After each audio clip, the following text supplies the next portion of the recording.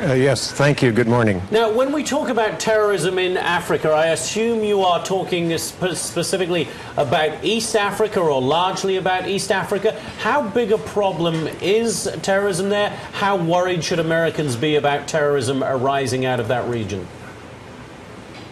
Well, the Horn of Africa and East Africa for the past 20 years has been one of the most dangerous places in the world. And you can see where Somalia is today, but that started in 1991 when Somalia they overthrew the president there, Siad Barre. And then, of course, that was also the time that Osama bin Laden came to Sudan. And so during all those 20 years, a lot of terrorism has been happening in that region. As you recall, the embassies were blown up in Dar es Salaam and in Nairobi in 1998, in August of that year. And then you've had the coal in Yemen, the bombing there, and it continued with the bombing of a hotel, the Paradise Hotel in Mombasa in 2002. So that area has become a very, very crucial area in the war on terror. So what should a U.S. administration do to try to combat the terrorism emanating from that area, Ambassador?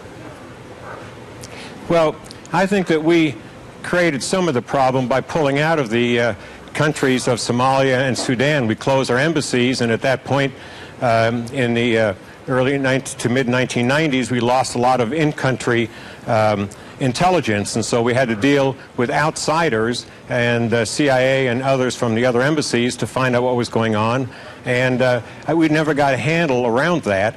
We also never engaged the government in Sudan in the way I think we should have, and in Somalia we should have dealt with the warlords when they overthrew Siad Barre in 1991. We had a chance there to make a difference, but we didn't.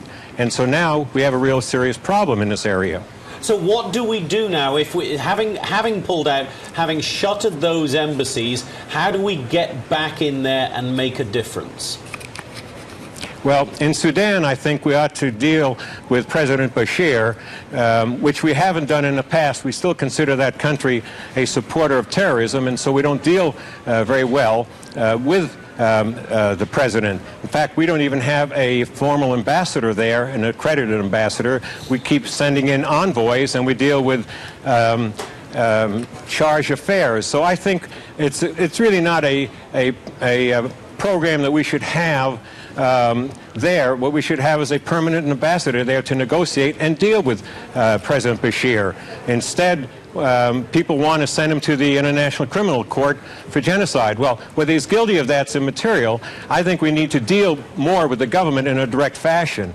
And in Somalia, I think we need to get in there and engage the transitional federal government and support them in a better way. I don't think sending in Ethiopian troops to help there and UN peacekeepers to take out some of the terrorists is the answer. I think we need to start underpinning the government more and not have us look more like occupiers and have Ethiopia even look like occupiers. So more boots on the ground in terms of CIA operatives at least is not the way to handle this. We need to start from a diplomatic point of view, in your view, Ambassador?